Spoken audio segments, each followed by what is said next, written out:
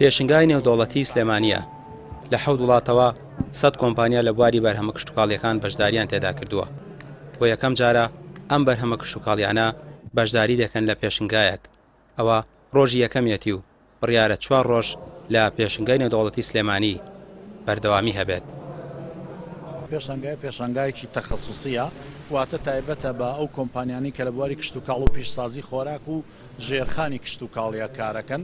ئەمڕۆ نزیکی 100 کۆمپانیا بەشدارە لەگەڵمان کە ئەم 100 کۆمپانیای لە پسپۆڕە جیاوازەکانی کشتتوکاڵ و پیشسازی خۆراک لە 8 وڵاتی جیهانە ڕۆها لە ناوخۆی هەرێمی کوردستان و عێراقەوە هاتوون. پێشنگاکە پێشنگای کشتتوکاڵ و پیشسازی خۆراکە کە ئەڵەی کشتتوکاڵ بمانە فراوانەکەی، یعنی چ ئەوەی ئەڕوێنرێت، چ کێڵگە پەلەوەریەکان، چ پرۆژەکانی بەخێوکردنی ماسی بێ، یاخود پرۆژەی بەرهەمهێنانی هێلکە بێ، یاخود تۆ و بەرهەموو بوومە خۆراکیەکان بێ، یا ئامێرە کشتتوکاڵەکان بێ.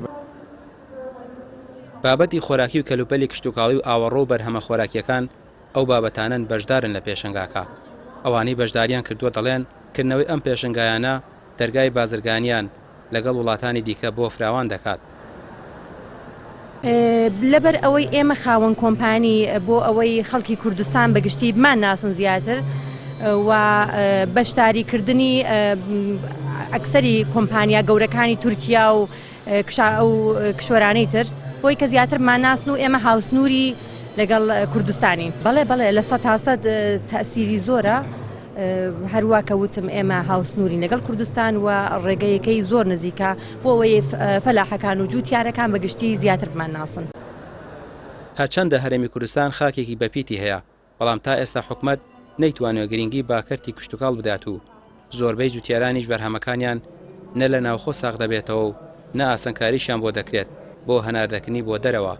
ئەوە یەکێکە لەو هۆکارانەی کە ئەم پێشنگایانە زۆر جار بە چۆڵی ببیندرێن.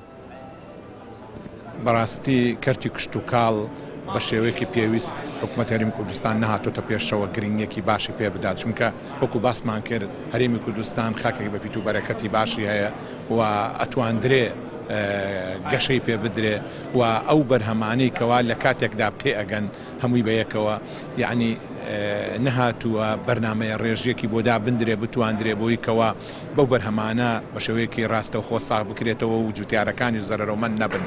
ئێمە وەکو یەکێتی هاوادەمان کوردستان هەوڵمان داوە کە بە بازرگانیان بۆ بکەین، بەڵام پێویستە حکوومەت بێتە پێشەوە بۆی کەوا بتوانێت زیاتر هاوکاری جوتیارەکان بێت.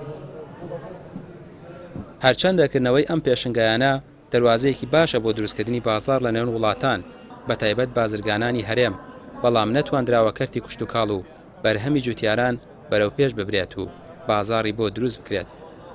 ڕامیا ڕوسمان، کەناڵی پێام، سلێمانی.